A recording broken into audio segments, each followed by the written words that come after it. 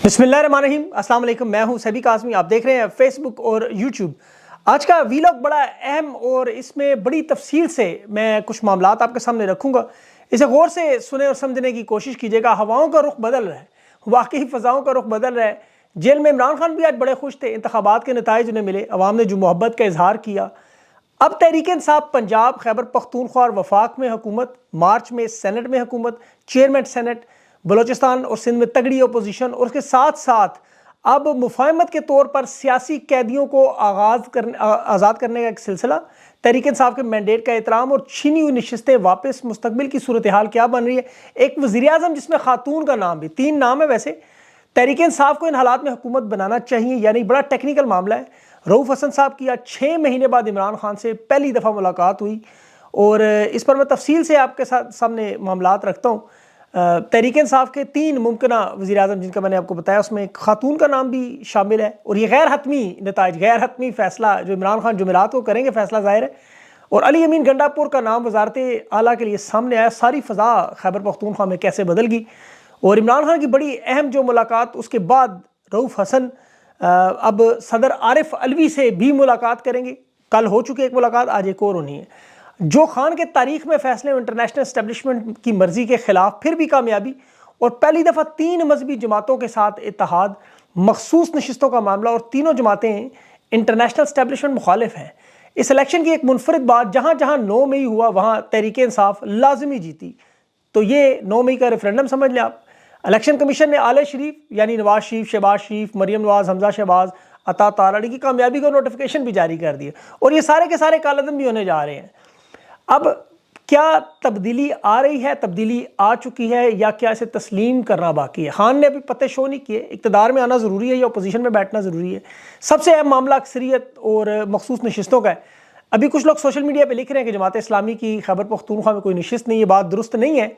जमात इस्लामी की खैबर पख्तूनख्वा में 3 नशिस्तें थी, जिसमें से एक नशिस्त जो है वो बाजोड़ में, जहाँ शायद नताइज बदले जा रहे हैं, वो मैं आगे बताता हूँ आपको। लेकिन 2 नशिस्तें अभी भी इनकी मौजूद रहेंगी। और जो पाराचनार से MWM की एक नशिस्त है, जहाँ तहरीक-ए-इंसाफ जीत जाती, लेकिन सीट एडजस्टमेंट करके वो नशिस्त मिली, क्योंकि जानते थे कि कौमी असम्बली में इनकी ज़रूरत पड़ेगी। और अब देखना ये है, माइनॉरिटी के कोटे के लिए और ख़वातीन के उम्मीदवारों की जो लिस्टें हैं वो सबमिट हुई हैं। मुझे लगता है कि इन्होंने लाजमी की होंगी, वरना तहरीक-ए-इंसाफ इतना बड़ा फ़ैसला ना करती। दोनों तरफ से मामलात को देखा जाएगा।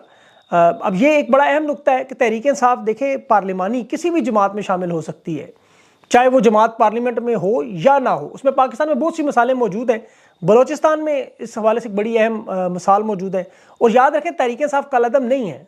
इलेक्शन करवा के निशान जो है बल्ले का सिर्फ छीना गया ना, तो उसमें पार्टी फ़ौरन बना सकते हैं, ग्रुप बना सकते हैं, और फिर जो भी मुंतखब हो वो उसमें भी हिस्सा बन सकता है। सिर्फ इन्हें स्पीकर के पास जमा करवाना होता है, और वो जो ही शुरू होगा वो भी हो जाएगा मामला। PTI वफाक में, पंजाब में मजलिस वात मुस्लिमीन से, और खैबर पख्तूनख्वा में जमात इस्लामी से इत्तेहाद। अब जेल में बैठ के खान ने पूरे पाकिस्तान की सियासत को कंट्रोल में कर लिया। खान पाकिस्तान की सियासत के ताकतवर रहनुमा कि 40 साल सियासत करने वाले ख़ानदान दर ख़ानदान, उनकी दुम पर इस वक्त खान का पैर है। ये वो सियासी दाव खान ने कहला कि जरदारी की बड़ी ख्वाहिश थी कि मेरा बिलावल जो है वज़ीर-ए-आज़म बने। बिलावल जरदारी मजबूर होकर कह रहा है कि मैं वज़ारत-ए-उज़्मा का उम्मीदवार नहीं हूँ, अलबत्ता मेरे वालिद साहब को सदर बना दें। ज़िद अभी भी है, ख्वाहिश है इनकी कि आसिफ अली जरदारी सदर ममलकत बने, लेकिन कहता है कि मुझे क्योंकि मैंडेट नहीं मिला पीपल्स पार्टी को, तो हम उम्मीदवार नहीं हैं, और हम नून लीग के वज़ीर-ए-आज़म के उम्मीदवार को वोट देंगे। क्योंकि पीपल्स पार्टी ने PTI को लिफ्ट कराने से साफ इनकार किया, खुद इन्होंने माना। खुर्शीद शाह ने अलबत्ता ये बयान दिया कि नवाज शरीफ तो इलेक्शन हारा हुआ है। अभी वो नुसरत जावेद साहब भी फरमा रहे थे कि नवाज शरीफ इस वक्त कमरे में एक बंद है, निकलने की बात नहीं कर रहे। मैंडेट की बात करें, देखें तो अवाम ने तो मैंडेट हकीकी मानों में पीपल्स पार्टी, नून लीग, MQM, इन तीनों को ने दिया। बल्दियाती इलेक्शन भी करवाए, काउंसलर का मैंडेट नहीं ले सकते। और हर वो शख्स जो इमरान खान के खिलाफ बोलता था, तनकीद करता था, उल्टी सीधी बातें करता था, अवाम ने उनकी सियासी कबर बना दी है। मैं आपको 10 ऐसे नाम बता सकता हूँ। खुद जावेद लतीफ़ इस चीज़ का इकरार कर रहा है कि हम वाकई बुरी तरह हारे हैं, और ये जानते हैं कि एक एक वोट जो अवाम ने 8 फरवरी को डाला, दूसरे दिन 9 फरवरी को उन्होंने भी एक एक वोट उसके डाला, फिर भी ये हार गए। देखें, अब इनके पास अब ये बहाना भी नहीं कि हम तो मुल्क को दिवालियापन से बचाने के लिए आए।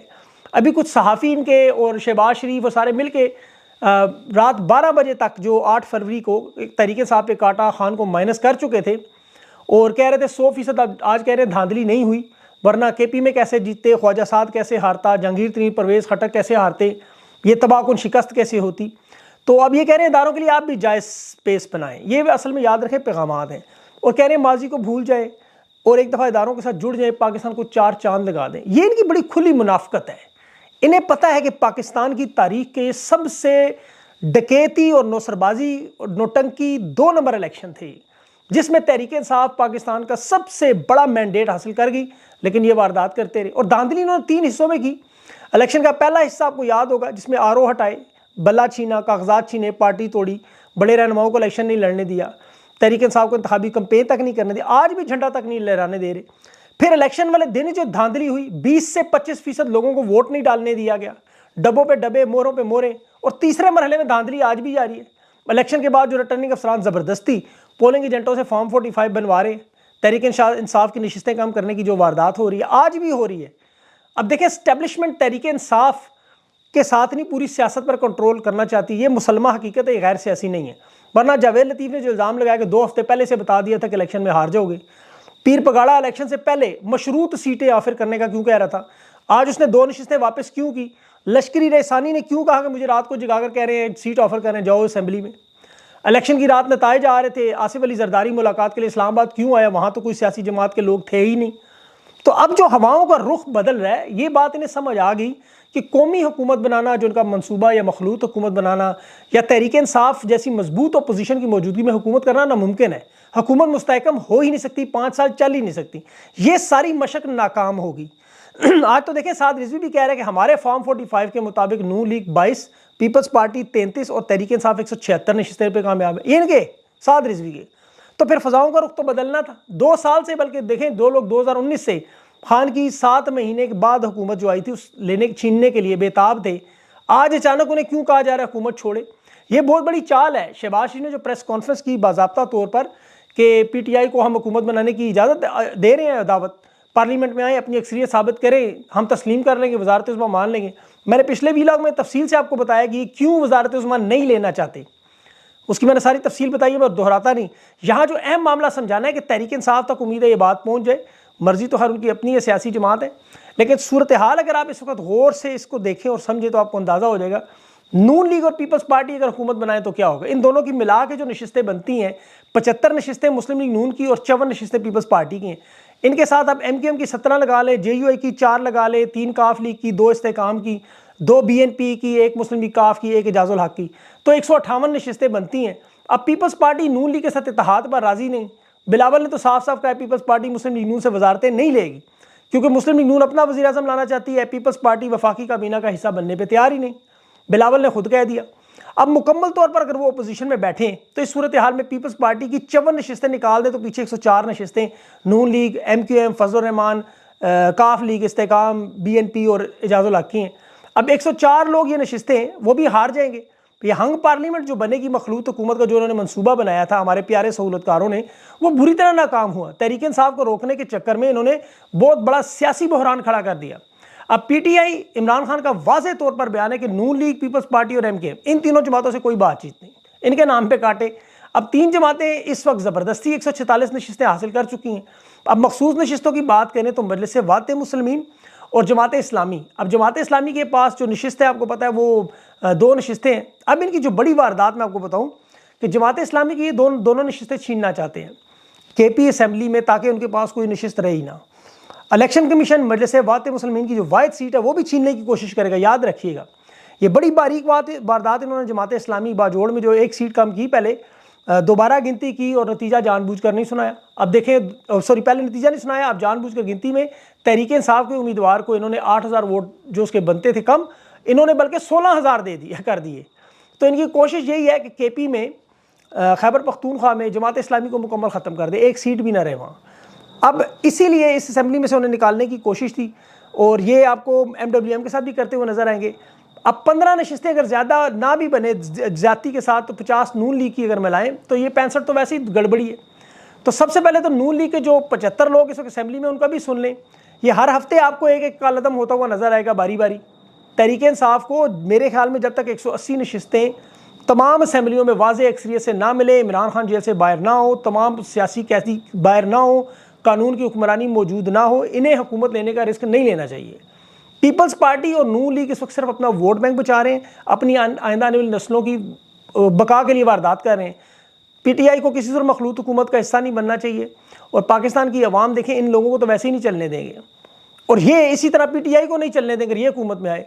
इलेक्शन कमीशन का जब तक चीफ ना बदले, सुप्रीम कोर्ट काजी फाइज गैर जानिबदार ना हो, नैब FIA तमाम इदारों में रूल ऑफ लॉ ना हो, जमहूरी इक़्तिदार के असूलों के तहत, मेरिट के तहत असल लोग ना हो, तो फिर अल्लाह उस पर बरकत डालेगा। वरना मेरे ख्याल में तहरीक इंसाफ को हुकूमत नहीं लेनी चाहिए, अपोजिशन में बैठ के काम करें। और ये क्योंकि चंद ख़ानदानों के 24 करोड़ लोगों के हकूक़ का काम है। पाकिस्तान की खातिर अगर ये सब मिलकर पाकिस्तान के लिए काम करने के लिए रुकावटें ना बने, अवाम के वसाइल अवाम पे लगें, हकीकी मानों में जो मदीना की रियासत इमरान खान का तस्वर है जो वो बताते हैं, करप्शन से पाक हो, गैर सियासी हो, खारजा पॉलिसी आज़ाद हो, अवाम जिस तरह मोहब्बत करती है उसी तरह उनके हकूक़ भी मिलें। जो सबसे बड़े हकूक़ जो हमने 2 साल में सीखे, कानून की हुक्मरानी, अवाम की उमंगों पर पूरा उतरना, ये बहुत बड़ा कर्ज़ है और ये फ़र्ज़ है, ये आसान काम नहीं है। हुकूमत का खान का असल मकसद इक़्तिदार नहीं है। और आपके वोट की कितनी बड़ी ताकत है, अवाम का मैंडेट कितनी बड़ी चीज़ है। ज़रा अली अमीन गंडापुर का नाम देखें, वज़ीर आला के लिए आया, डेरा इस्माइल खान KP में जहाँ जहाँ उसका नाम लेना गुनाह समझा जाता था, आज फजल रहमान भी कहने पर मजबूर है, अली अमीन तो मेरा बचपन का दोस्त है, छोटा भाई है, हमारी तो कोई दुश्मनी नहीं। डेरा इस्माइल खान में अली अमीन गंडापुर को छुपने की जगह नहीं मिलती थी, रातों रात उसके पोस्टर लगने शुरू हो गए, तमाम मुकदमात में ज़मानतें मिलनी शुरू हो गई। वो तमाम पुलिस एहलकार जो गंडापुर को ढूंढने के लिए छापे मारते थे, आज खड़े होकर सलूट मार रहे हैं। तो जिस तरह गंडापुर ने खान के साथ वफा निभाई, KP के लोगों को जोड़ के रखा, मुश्किलात में भी, परेशानियों में भी, जंगलों की खाक भी वो छानता रहा, लेकिन उसने पार्टी को KP में कामयाब किया। गंडापुर एक ज़बरदस्त सियासतदान और तगड़ा वज़ीर आला के सामने आएगा। अब मुझे इसकी एक ऑडियो याद है जिसमें उसने कहा था, एक दफ़ा मुझे जितवाएं, इस पूरे इलाके में जो जुल्म और बर्बरियत होती रही इंशाल्लाह वो ख़त्म कर दूँगा। तो अल्लाह करे कामयाब हो, ये रूल ऑफ लॉ आए। अब 24 मुकदमात में गंडापुर की ज़मानत मंजूर हो चुकी है, हालात उनके हक़ में बदलने शुरू हुए। ज़रा सोचें, खान ने उसका नाम लिया तो सारी फ़ज़ा बदल गई। खान अगर ख़ुद एक कदम पीछे हट जाए तो यकीन करें सिस्टम तो पैरों में लेट जाएगा, लेकिन वो असूलों पर खड़ा है। यही वजह खान से लोग मोहब्बत करते हैं। नून लीग को 5 दिन के बाद खैबर पख्तूनख्वा में धांधली भी याद आ गई, और साथ ही एक्स सर्विसमैन जो सोसाइटी के मेम्बरान उन्होंने प्रेस कॉन्फ्रेंस भी कर दी। और अब देखें, इस वक्त मुमकिन तौर पर जो तहरीक इंसाफ के लोग हैं उनमें 3 नाम, ये गैर हतमी नाम है, याद रखें, क्योंकि फ़ैसला तो इमरान खान ने करना है जुमेरात को, और वज़ारत उस्मा का हलफ इमरान खान नहीं उठाना, ये टेम्परेरी होंगे। खातून वज़ीर आज़म का नाम भी है, वो शंदाना गुलजार का नाम है, ज़रताज गुल का भी नाम आया एक दफ़ा वैसे। और जुमेरात को वैसे खान फैसला करेंगे, मेरी तरफ से कोई इस खबर को ना लगाएं, ये अली मोहम्मद खान और शेरतुल मरवत का नाम भी ज़ेरे गौर आ सकता है, और एक नाम और भी है, वो मैं नहीं लेना चाहता बहरहाल, लेकिन असल वज़ीर आज़म इमरान खान ही होंगे। ये टेम्परेरी मेजर्स में होंगे जब तक खान बाहर नहीं आते।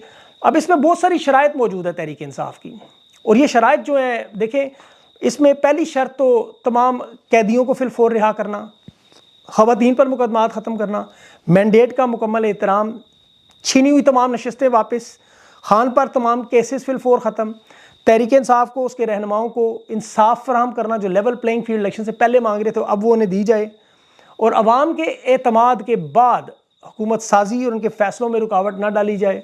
हकीकी मानों में सहूलतकार गैर सियासी हों, कानून की हुक्मरानी को चलने दें, अदालतों को मुकम्मल आज़ाद रखें, इलेक्शन कमीशन, नैब, FIA तमाम इदारे कानून पे काम करें, वरना तहरीक इंसाफ अपोजिशन में बैठ जाए। ये सारी सिचुएशन आपके सामने कुछ दिनों में वाज़ेह हो जाएगी।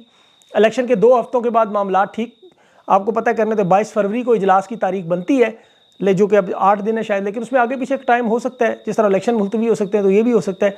अब देखना ये ताकतवर हल्के कहाँ खड़े हैं, उनके दिमाग में क्या चल रहा है, और ख़ास तौर पर मखसूस नशिस्तों में अक्सरियत में क्या होता है, क्योंकि जहाँ तक अभी नून लीग की तरफ से इतलात आ रही हैं वो भी पीछे हटने को तैयार नहीं। एक बड़ी तादाद में वो लोग छोड़ना चाहते हैं, लेकिन उन्हें समझ नहीं आ रही, क्योंकि ये जो हंग पार्लियामेंट की खिचड़ी इन्होंने बनाने की कोशिश की है वो इतनी अजीबोगरीब हालात में है कि अब 3 जमातें बन जाएंगी सामने, और ऐसे में जब तक तहरीक इंसाफ 180 की पूरी वाज़ेह मेजॉरिटी में ना आए, ये लोग पार्लियामेंट से ना निकले जिन्हें वहाँ नहीं होना चाहिए, जिन्हें अवाम ने रिजेक्ट किया, उस वक्त तक मामला ठीक नहीं हो सकते।